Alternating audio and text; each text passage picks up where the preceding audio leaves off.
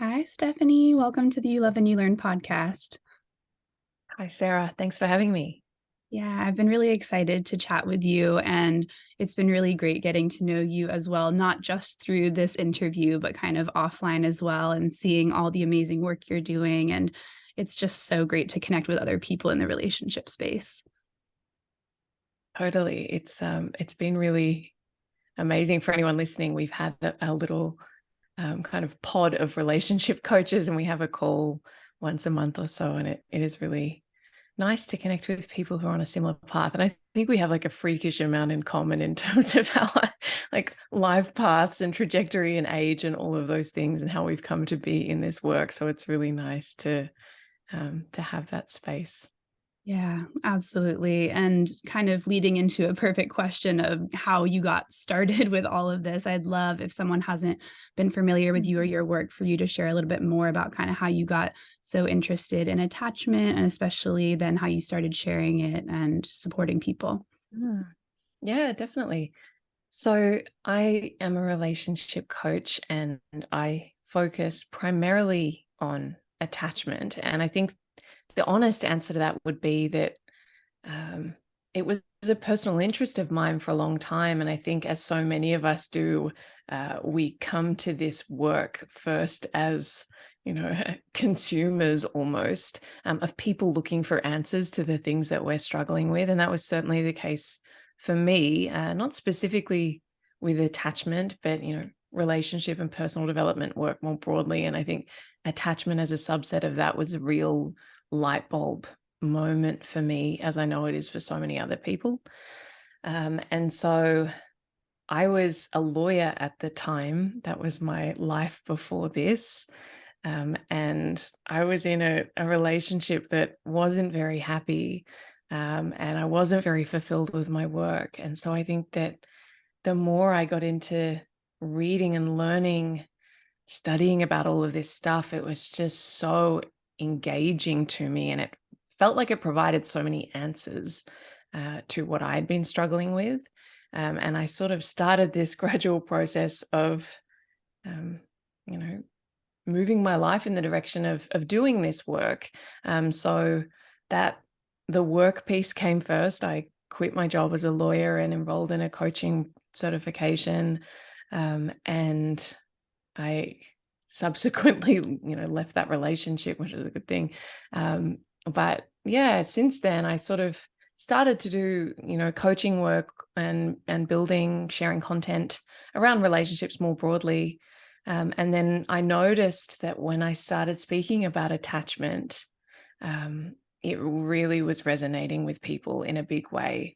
And, particularly anxious attachment is the area that I tend to focus on in my work, again, purely by virtue of the fact that that has been my personal experience. And so I feel that I know it very intimately in the same way that I know you speak about relationship anxiety.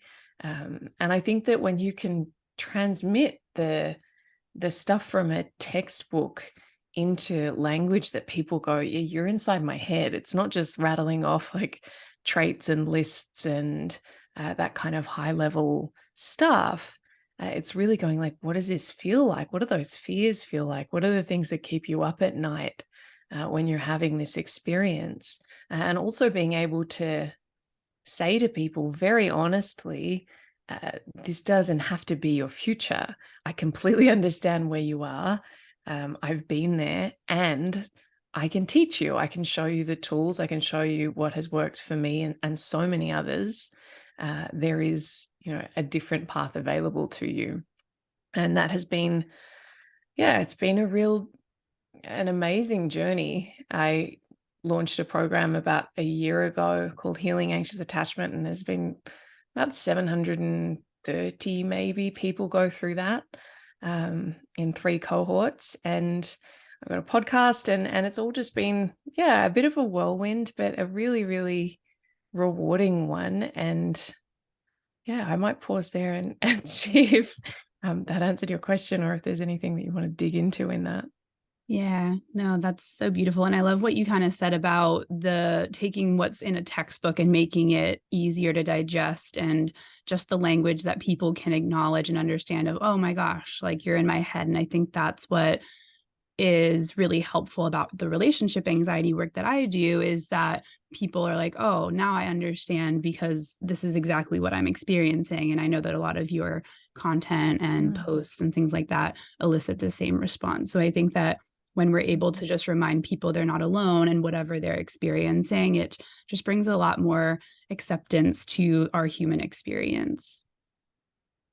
Totally. I think that that moment of I'm not broken and I'm not alone is like, it just like immediately settles our system, which otherwise can be in real disarray. There's so many layers of fear and stress and resistance and self-judgment and grip and control that comes with struggling in relationships.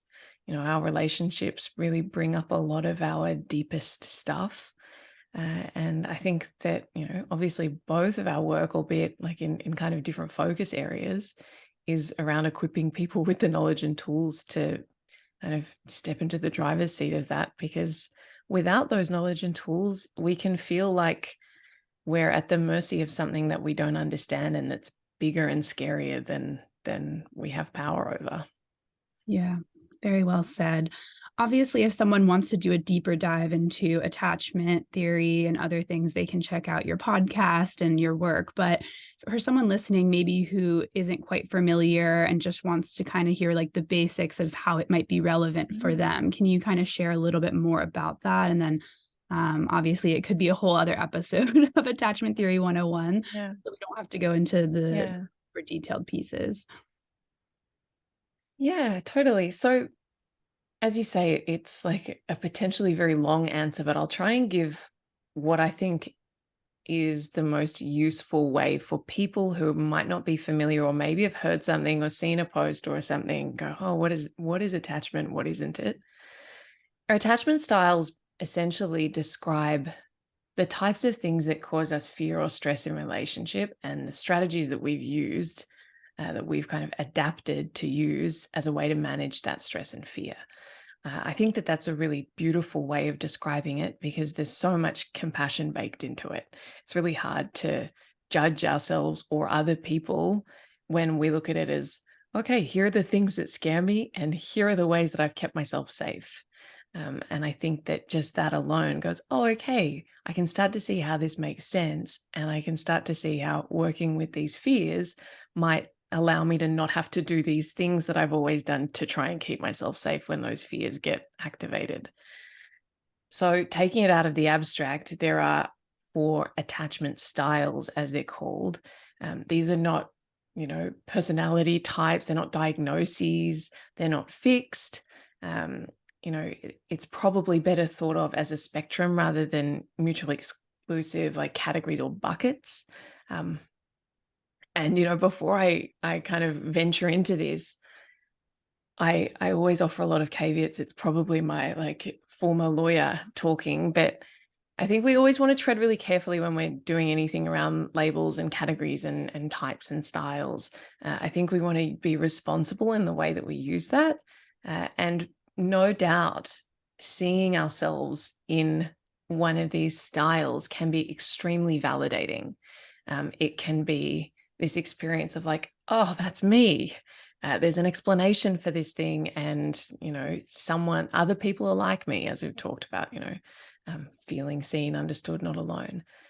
And we don't want to become so attached to the label that we're trying to explain everything via the lens of our attachment style, or everything via the lens of our partner's attachment style, that it just becomes this, that classic thing of like, if all you've got is a hammer, everything's a nail.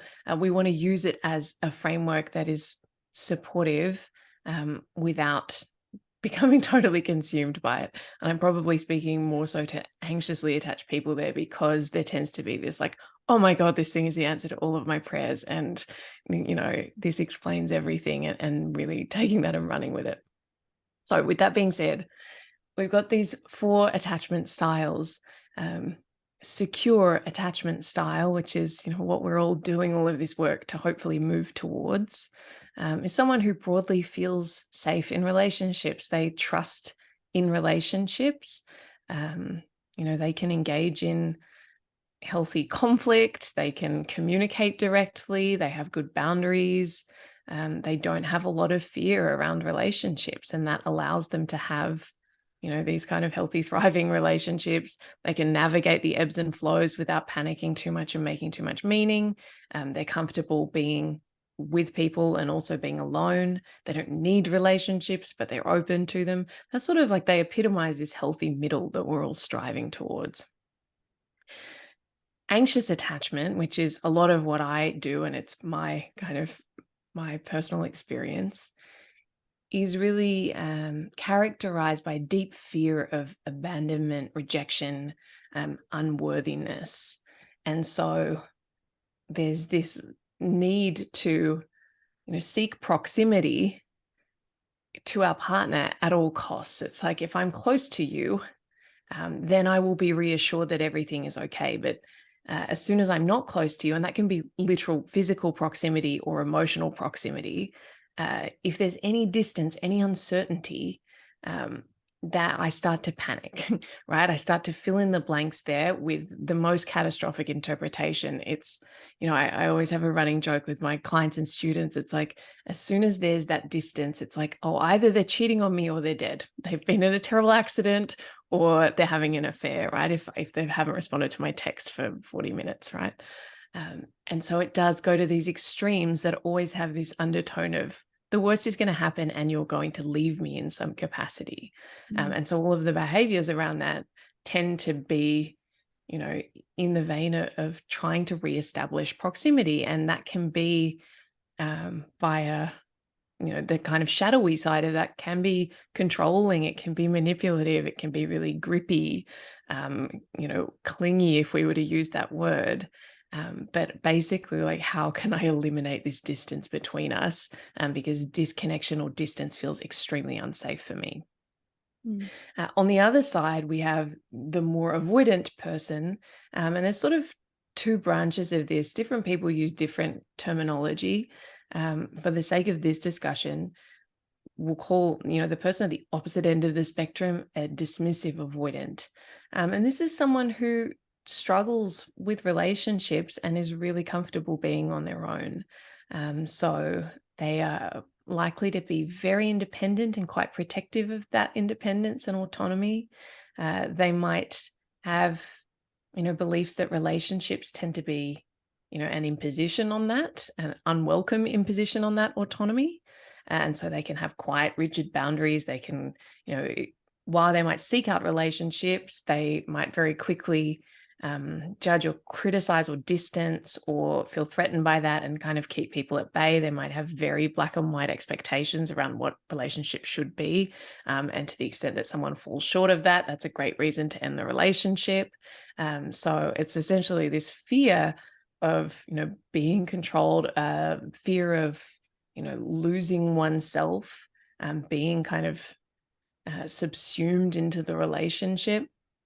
And, the way that they create safety is via distance or disconnection. So we can see that there are kind of opposite ends of the spectrum there. We then have this fourth type, which is referred to as disorganized attachment or fearful avoidant, which I think is probably the attachment style that would most overlap with relationship anxiety, at least in my understanding of it. You may know more about that than me, as I'm far from being a relationship anxiety expert. But this person, simultaneously, wants intimacy and closeness, but fears it. And so they tend to move towards it. And then once they're there, they go, oh no, this doesn't feel safe. I've got to pull away again. And so it is this push-pull, and they're experiencing at the same time anxiety and avoidance, and they tend to vacillate between them. That might be concurrent anxiety and avoidance, as in the same moment. I am feeling anxious and frozen at the same time. I want to push you away, but I also don't want you to leave. Or it can be kind of swinging between them. And that person, is really, they have a lot of fear around intimacy. And that can feel really frightening to the system. And, someone with that attachment style experiences typically a lot of guilt and shame about themselves and the way they are in relationship. Whereas a more dismissive avoidant tends to not look under the hood too much of their own emotional world. It's kind of they keep a lid on it, and they've learned to function without going there. They kind of just keep everything in, they're very like practical, logical, rational. They don't delve too much into their inner world. Whereas a fearful, avoidant, or disorganized attachment person is much more likely to be, a deep thinker and to really ruminate a lot and try and find the answers because they feel very broken. They have much more of an awareness of their what feels like self-sabotaging patterns in relationships. And because of that awareness and the fact that they do really want intimacy and care very much about the people they're in relationship with, they feel a lot of guilt and shame. But, when it comes down to it, when that fear is at the helm, that will usually win out over, their love and care for the other person, because that fear can be really overpowering. So that gives you a bit of a sense of the landscape. As I said, that's obviously very high level, but that is kind of the spectrum of attachment styles.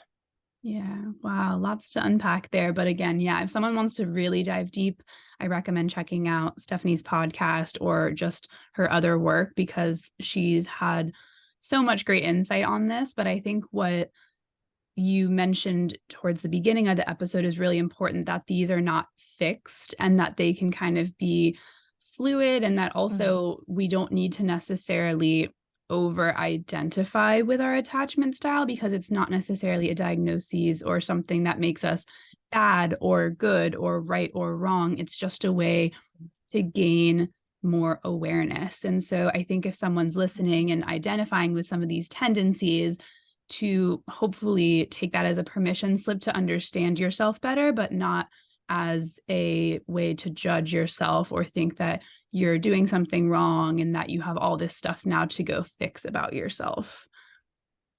Yeah, absolutely. And I'd add to that, if anyone's listening and going, oh, I think I'm a bit of this and a bit of that, so which one am I? Or like my partner is like 80% this, but 20% that. Again, I'd really encourage you to let go of the need to figure it out. I think a much more supportive way to approach this is like, yeah, I resonate with aspects of that and aspects of that, and just using that insight to go, oh, okay, that tells me that I have these fears and these strategies. These attachment styles are essentially like clusters describing certain experiences, and we are all so much messier than four buckets. So taking kind of engaging with it more substantively rather than fixating on the label, I think is a good way to go about it. Yeah. And have you seen in your work some of the negative impacts of over fixating on the label that maybe someone could kind of, um, like an example, either in your own life or your work, that could kind of illustrate why it might not be important? Because I can think of for relationship anxiety one, but I'd be curious to hear like with attachment. Mm. Yeah, the example that comes to mind is, I think, coming from anxiously attached people and projecting the label onto their partners who tend to be more avoidant. And so I'll get so many questions of like, my dismissive avoidant partner says this, what do they mean? And it's like, I don't know. Have you asked them? Because they're a lot more than a label, right? I can't tell you what your partner means when they say, oh, you have a dismissive avoidant partner, which, by the way, is estimated to represent something like, 20 to 25% of the population. I can't tell you what that person is thinking. And so I think when we go like, oh, my partner is this, therefore I'm going to try and take all of this information that I'm reading online or wherever and decipher them without actually speaking to them and having the hard conversations and being curious about what is really, present and true for them. It's kind of can be a way to bypass the messiness of that and the vulnerability of having those conversations by just trying to like reverse engineer what we think they are thinking and feeling based on, our assessment of their attachment style. Yeah, that's so interesting. I feel like with relationship anxiety, it can be almost like the opposite, where people then are so attached to their own label that they're, again, same thing though, not wanting to kind of go underneath the hood as to why they may be feeling the anxiety, but it's more of like, oh, well, this must be because I just have relationship anxiety, kind of as like a blanket statement. But relationship anxiety and attachment are kind of this portal or gateway to learn more about your inner world and other people's, not necessarily the end all be all. And I think that you made such a good point that when you try to label a multifaceted human just as kind of this one thing, it can be really limiting and putting them in this box that maybe they didn't even ask to be put in, and prevents you from Yeah. getting to know more about them. Yeah. And I think that particularly with that anxious avoidant dynamic, like slapping the avoidant label on someone's forehead, I think the unfortunate reality, and I very much try to, um, you know, keep this out of my work and my approach. But the unfortunate reality is there is a lot of kind of stigma around avoidant attachment. I don't think you have to look far on Instagram and elsewhere to see avoidant people kind of labeled as, conflated with like narcissism and all of these other things. Like it's got a really negative connotation. And so when we're then putting that label on someone else and saying like you're avoidant and that's why we've got all these issues and that's why you do these things, and by the way, I've got the solution because I read it in this book, and it can be a little bit holier than thou and condescending. And so I think that yeah, you can invite someone into the work and go, wow, I've been reading about this thing and learning so much about myself, if you're interested. But taking it upon yourself to like, oh, I have to. And that's another thing I get asked all the time. How do I get my avoidant partner to realize they're avoidant and start doing the work? And while I understand that desire and that frustration, because I have felt that before, I think we have to get really curious about what part of us is wanting to take responsibility for, you know, being the steward of their personal development growth process and needing it to look a certain way to soothe something in us. Yeah. And that's where I think a lot of our work overlaps, is that relationship anxiety can be, oh, well, if my partner were just different, then I would feel better. And I think that can be common in certain dynamics within attachment too. And I think, we can only control ourselves, and we can only control either what we're doing externally in that relationship, like the things we're talking about or the dynamics that we're a part of, or our inner world of how we're perceiving and thinking about this. And yeah, I wish that I wish that there was something else we could say other than like you have to kind of do your own work or just your own reflection and seeing if this feels like it's supporting you in your life versus just trying to Yeah. get someone to kind of fit into exactly what you're expecting of them. Yeah. And I guess the reframe that I would offer people on that is, as much as it might feel better in some superficial way to blame it on someone or to deflect or say, if they did this, then I'd be, well, everything would be different. It's actually a really disempowering way to approach things, because you're outsourcing, you know, your happiness, your well-being, the quality of your relationship to something that is ultimately outside of your control. So as much as, and sometimes I get pushback from people when I try and encourage, taking responsibility and looking at your part. Some people are very protective of that and want to say like, no, they should be doing it and I am the victim. And I understand the pain behind it, but like holding on to that and pushing the blame onto someone else doesn't get you anywhere. You're robbing yourself of the opportunity to look at the ways in which you participated in a dynamic, the ways in which you showed up. That's, I think as much as possible, if you can see that as an opportunity and go, can I get curious about what that was about for me? Not to detract from anything on the other side. And of course, like, we're not excusing other people's legitimately bad behavior here. But I think as much as possible, making the most of, the opportunities that our relationships present to us, the mirrors that they hold up, and going, okay, what's my work here?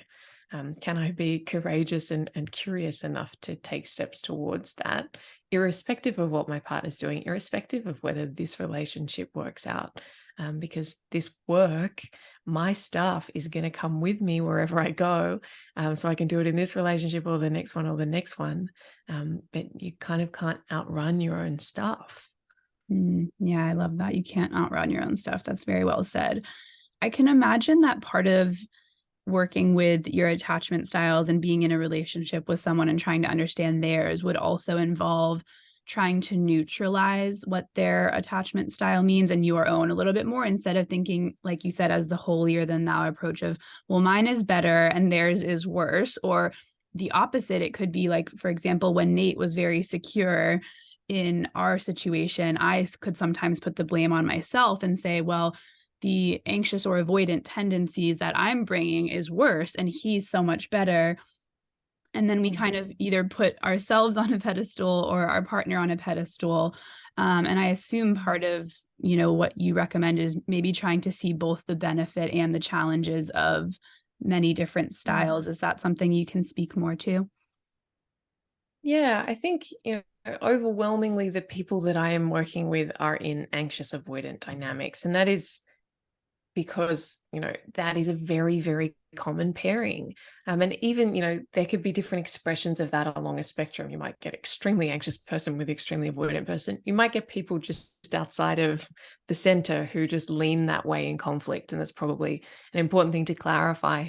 You could be kind of primarily secure, but then in times of stress or trigger, you're likely to default to more anxious tendencies, which are likely to be around, if you've ever heard of like the pursue withdraw or the pursuer distancer kind of dynamic in couples work, one person will tend to go in and the other will tend to pull back.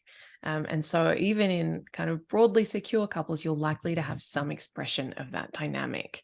So it's really, really common for people to be in that kind of dance.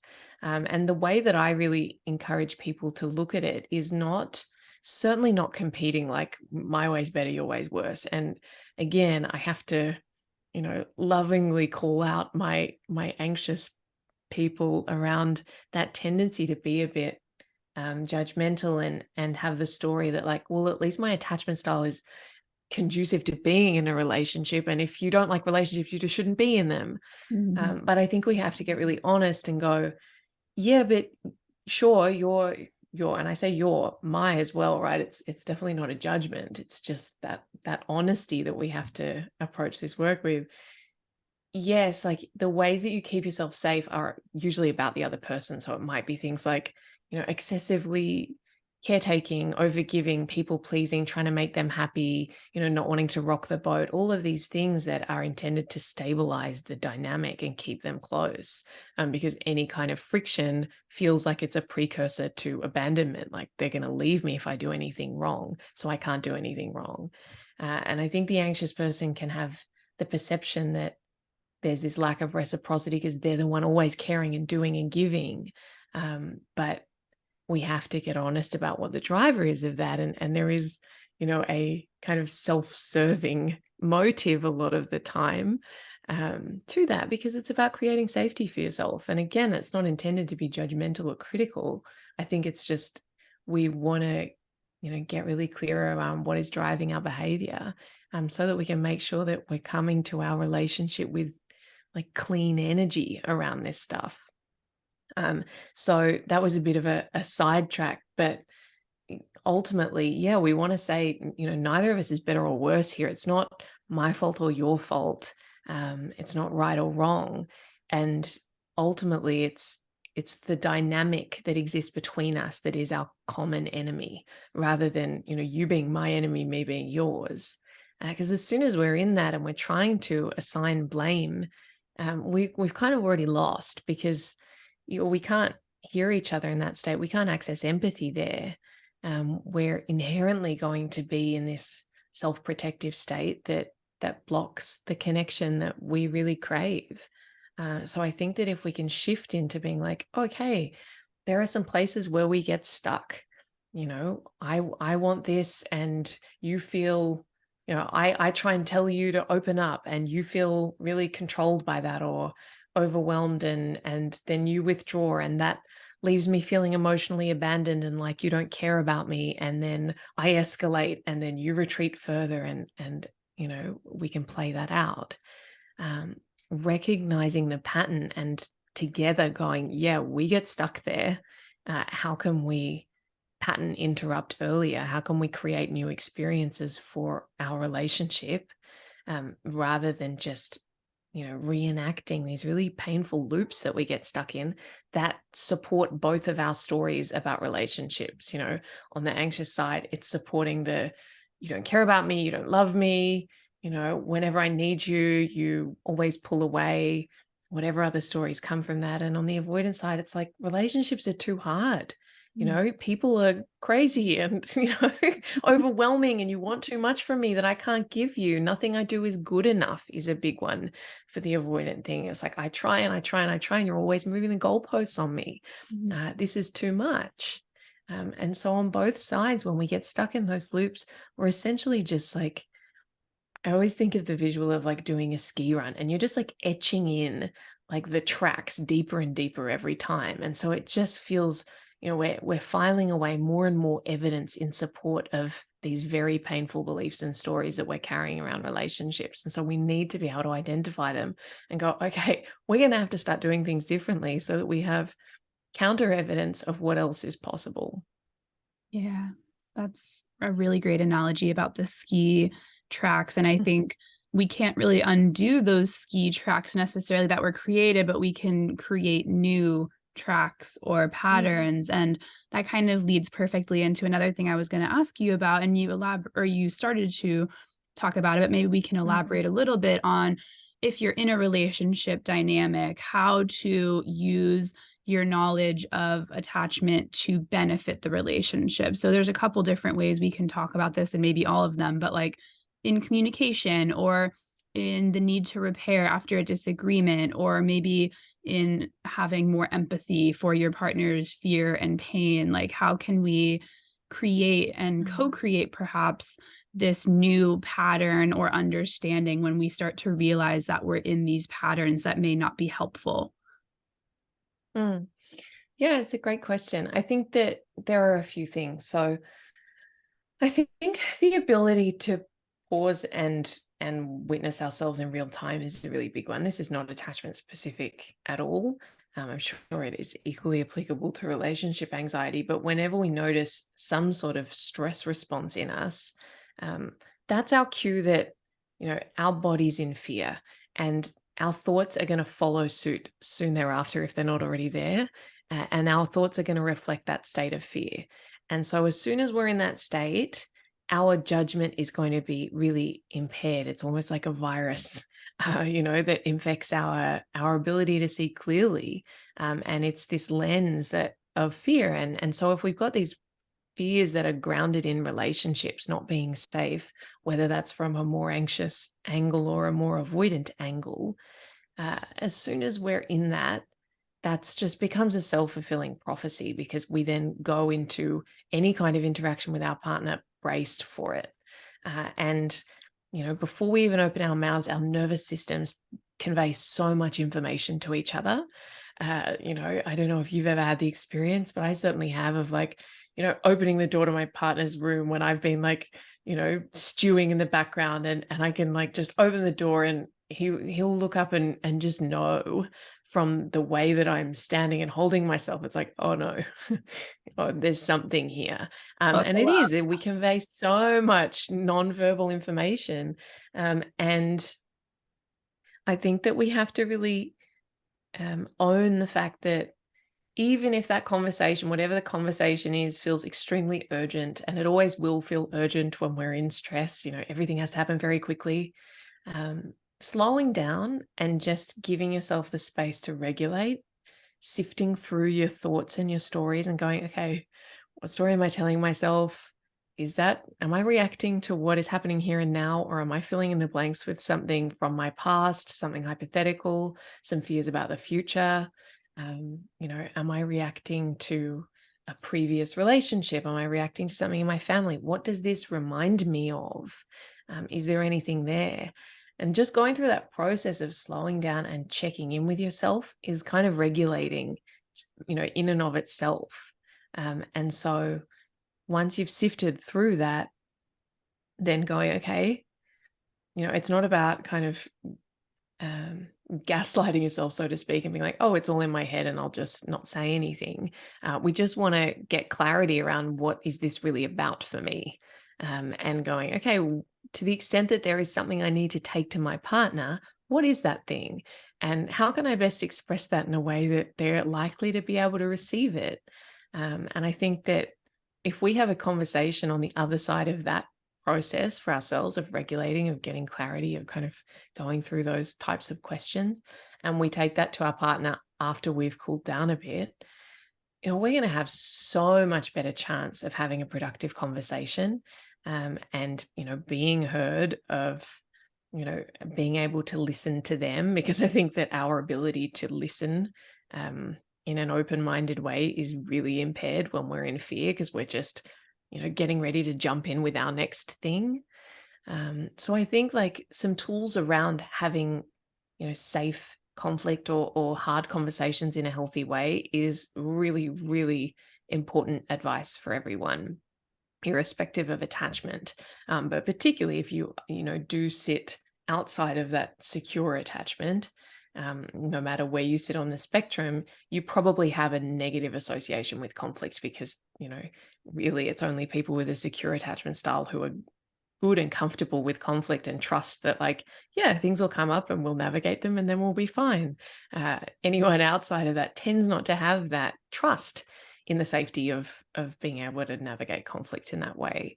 So I think rewriting the stories and creating new experiences for ourselves around conflict is a really, really good starting point.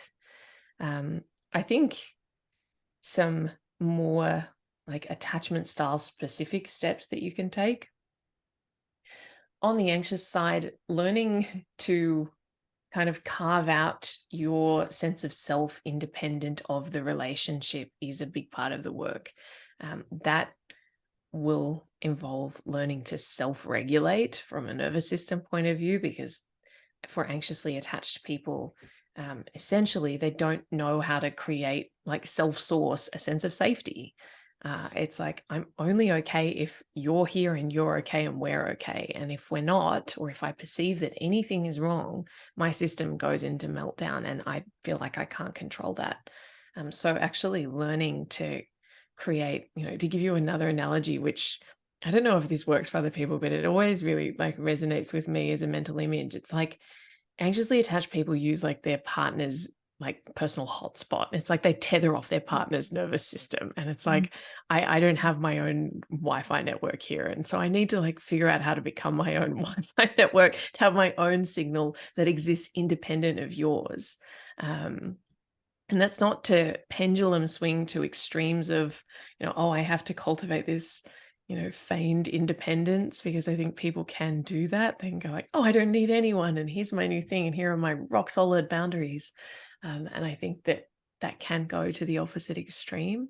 But it's just figuring out how to, for a lot of people, it's like, I don't even know what my needs are because I'm so used to caretaking and deferring to others and going with the flow. So can I check in with myself? What are my needs? What am I comfortable with? What are my, boundaries? What are my non-negotiables? And can I take steps towards sharing those with someone and trusting that, they're not going to run for the hills and tell me that I'm too much or that I'm a burden? Because that is usually the fear, is that we, take up any sort of space, that it is going to push someone away, that it will be, revealing our imperfection in a way that will lead to the relationship breaking down. So it feels like a very kind of fragile or flimsy place to perch in your relationship if you're not allowing yourself to take up any of that space. So that's really like a lot of the work for anxious people, is, of course, getting clear on all of those, core wounds and how they drive our behaviors. But, doing that, like carving out, who am I? And can I get comfortable? Can I build up my self-worth as a standalone human being?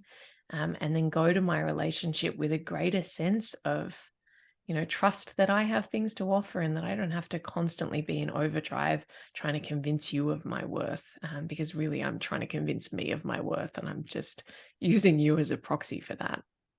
Mm. Um, And then on the more avoidant side, I think the work is kind of going the other way. It's, can I learn to safely be in connection with people, and stretch the edge of my comfort zone, which will tell me to pull back.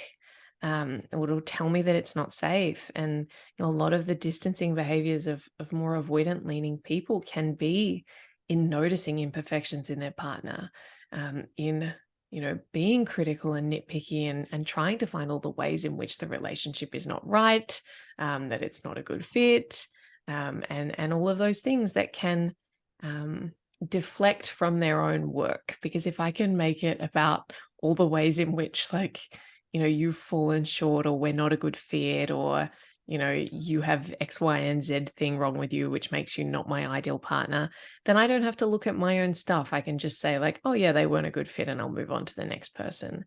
So I think, like, increasing tolerance for, messiness and imperfection, increasing tolerance for disharmony, because I think for a lot of avoidant people, it's like, oh, unless it's perfect all the time, it's not worth it for me, because the baseline, desire to be in relationship, and the baseline capacity to be in relationship is very different to someone who is, for example, more anxious leaning.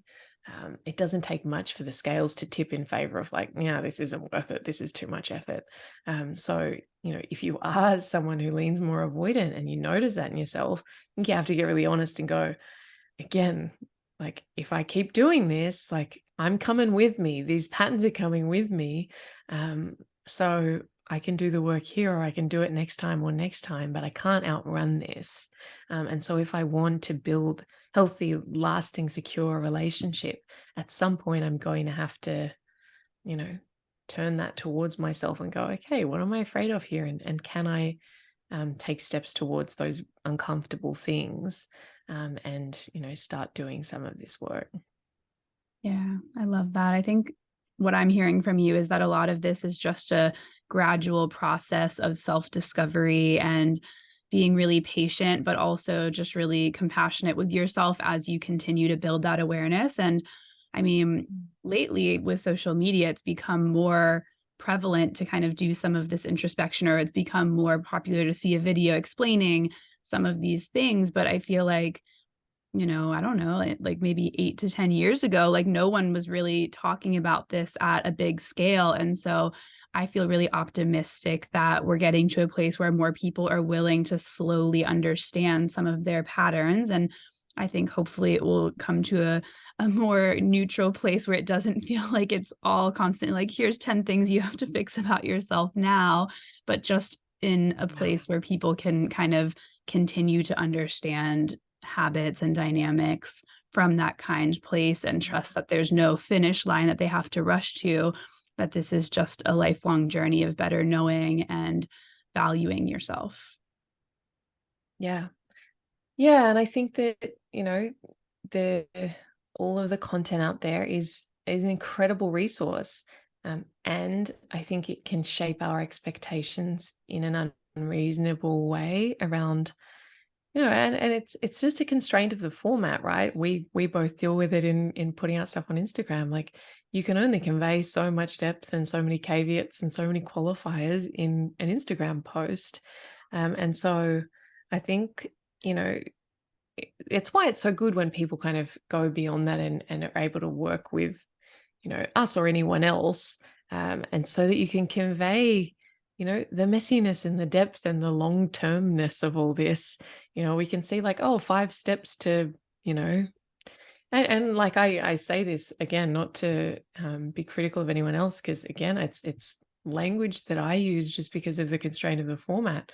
But when we sort of say there's like 5 steps to doing something, it's messy, and it's not linear, and it takes time. And, it, for me, like, yeah, I've come a long way, and I, don't feel at all at the mercy of that part of me anymore. And the residue of all of that still very much lives in my system. I still have, like, the impulses, the lightning fast places where your mind and body goes when you're in fear or you're in trigger. It's really, it's not that it goes away. It's just like we flesh out our toolkit, and our capacity to hold it without that part of us grabbing the wheel and driving the bus off a cliff, right? So I think it is making sure that the way we relate to this work to ourselves is realistic and is kind. And it's not a magic pill. It's not a quick fix. It's cultivating resilience over the long term so that you have choice. And I think that is not as sexy, but that's the truth. Absolutely. Yeah. And I'll be the first to admit too that I still have my moments where that stress response will kind of take me in this whole direction. But I think for me, the best part about the last few years of really leaning into this has been that it just is such a shorter response. Whereas what used to last days or weeks or even spiral into months of feeling like on and off is now usually just resolved within a day or within a few hours because I'm able to clearly see what's going on. And so it's not that I'm suddenly free of any fear or stress, but it's more so that it doesn't have, like you said, that same power over me and that I can see it more clearly for what it is, which is just a protective mechanism. Yeah, I think that when we are in fear, everything feels very global and eternal. It's like, oh, everything is bad and it's always going to be this way. And that is what our fear will have us believe to kind of mobilize us to do something about it. But I think oftentimes, I know for me, it's like, okay, that's what my fear wants me to believe, that I don't have a choice and that everything's outside of my control and that something very bad is going to happen. I'm going to be trapped and stuck and, I'm going to die unhappy and old or something. Right. And it's like, okay, how can I remind myself that like right here, right now, I have choice and I have, tools and like I'm not, and it's a whole nother conversation, but a lot of these fears got set up when we were kind of vulnerable, when we were young, and they are younger parts of us that are really in fear. And so the protective strategies and the stories are, a legacy of that time. And so reminding ourselves, like, oh, okay, yep, I hear you, and we're not there anymore. We're not children looking around in a family system where we were scared and we didn't know what was happening, or our parents were fighting, or being bullied at school or anything like that. Like, okay, I'm not there anymore. I'm here now and I have these tools and I have these choices, and I can take care of myself. I think that is a really very healing shift to make, to be able to relate to ourselves in that way. Couldn't agree more. That was very well said. Before Mm. we get into just the final two questions, is there anything else about either relationships or attachment that is really exciting for you right now that you want to just share or discuss? Oh, that's a big question. That's really exciting. Setting up for Um, part two of the podcast with you. No, I'm just kidding. yeah, I know. That's gonna woofed. Um, no, I think that I wouldn't say exciting. I think the more I do this work, the more um, the more I really value the opportunity to like kind of not destigmatize, but to like look beyond those labels. I think that um, you know, the reviews that I get for my podcast, the feedback that I get that says uh, the thing that I valued most is that you allowed me to see my avoidant partner in a different way and stop demonizing them. And all of a sudden, we're closer than ever and more connected than ever. I hear that again and again, and it is the thing that really warms my heart and gives me so much hope and optimism about the power of this work. And so I think that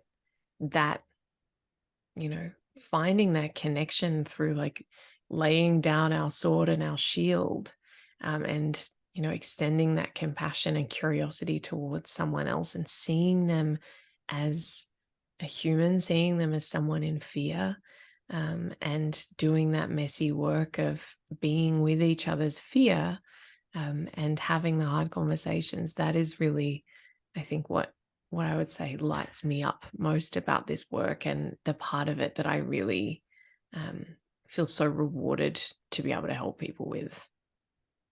Yeah, I love that. It's so important. Okay, so this is a Mm. question I ask everybody at the end of the podcast because this is the You Love and You Learn podcast. What is one thing that Mm. you've learned about love that you want to leave listeners with? Mm. I think just to say that relationships are really hard. They are and they will be. Uh, and so I think the best thing that you can do in building a healthy relationship, in choosing someone to be with, is choose someone who you want to do those hard things with.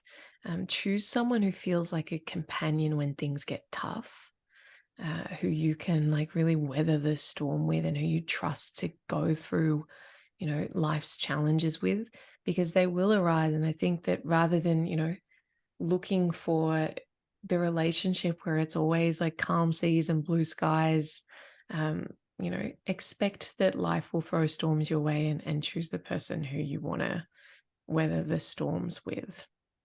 Beautiful. Well said. I really love that Mm. answer. And then just a final question. If someone's really enjoying what you've shared today and wants to connect with you, where should they find you? Yeah, so I'm sort of most active on Instagram, which is at Stephanie underscore Rigg, two underscores. Unfortunately, the one underscore version is taken, as is just my name. So we're going with two underscores. Also, my website, stephanierig.com, and my podcast is called On Attachment. And I talk about all of this stuff and lots more there. And I release 2 episodes a week. Yeah, and your podcast is absolutely smashing it. So everyone definitely should go check that out, especially if they want to learn more about attachment, but just relationships Mm. in general. So thank you so much, Stephanie, Mm. for coming on today. It was great to chat with you more. Thanks, Sarah. Take care. Bye, everybody. See you in the next episode.